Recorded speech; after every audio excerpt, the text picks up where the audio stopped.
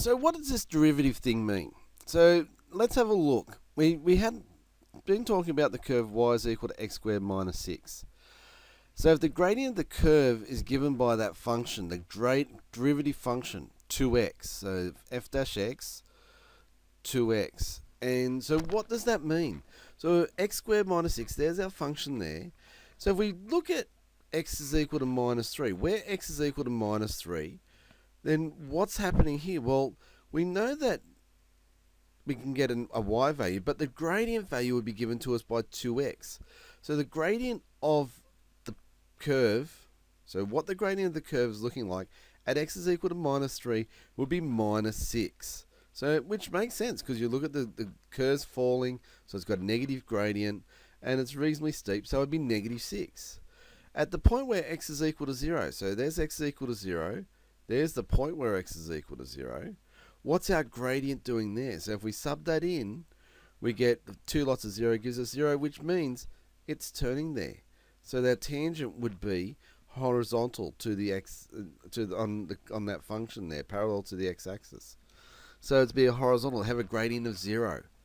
So and at the point x is equal to 2, so we look at the point where x is equal to 2, we get our curves rising again. So 2 times 2 is 4, and that means it's got a slope of 4 at that point in time.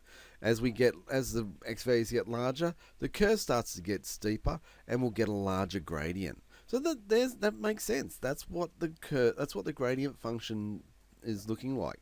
When we did graphs of this the other day, we did a graph something like that for this type of function. So we looked at what the gradient would look like there. And if you look at that, well, that looks like the gradient, that looks like the curve 2x. Because we said, well, the curve falls, so we'd have a negative gradient. Where it turns, we'd have 0. And where it rises, we'd have a positive values.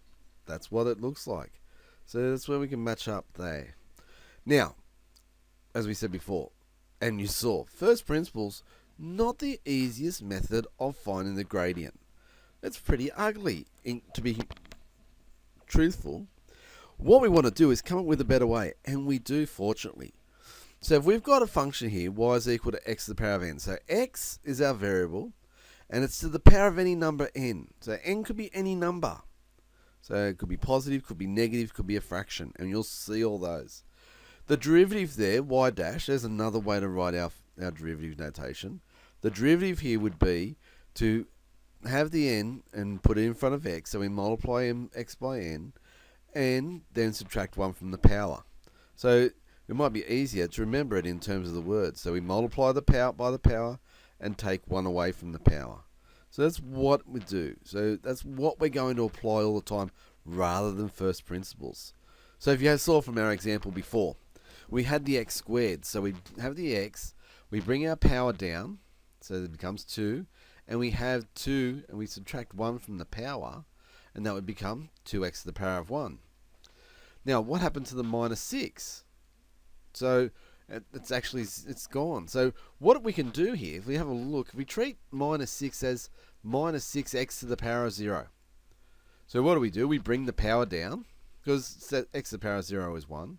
So again, here's another notation for our derivative.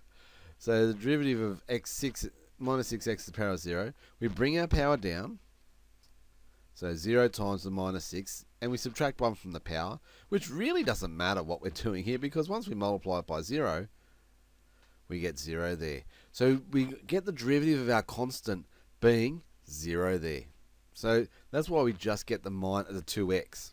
So that's what it starts to look like. So let's have a look at some more examples.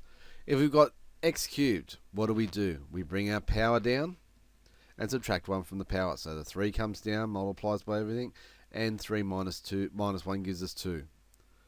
6x to the power of 8, we'll bring our 8 down, and that'll multiply by the 6, gives us the 48. So that's where that all starts to come from. The 8, we took 1 away from the power. 8 minus 7, 1 gives us 7. And that's where we just end up with 48x to the power of 7. 7x to the power of 5. So we bring our power down. 5 times the 7 gives us the 35. 5 minus 1 gives us 4. So we get 35x to the power of 4. And this time, 7x to the power of minus 3. Well, it's minus 3 there. So we bring our minus 3 down. We multiply it by the 7, which is going to give us minus 21. And we're going to subtract 1 from the power. So be careful here. That's why we put a little note here. Be careful not to add 1 in this case, but subtract 1. So minus 3 minus 1 is minus 4.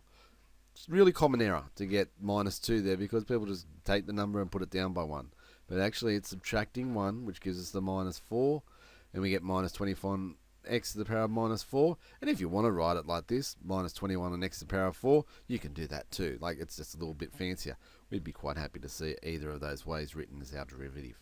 So there's our idea of how do we find a derivative function. What a derivative function is, what it does for us, and it's very useful because it allows us to find our gradients of the curves, which is something we really want to do in this branch of mathematics. We want to find the gradients of those curves at any point, not just an average time, but an instantaneous time at every single particular point, because it changes over the time there.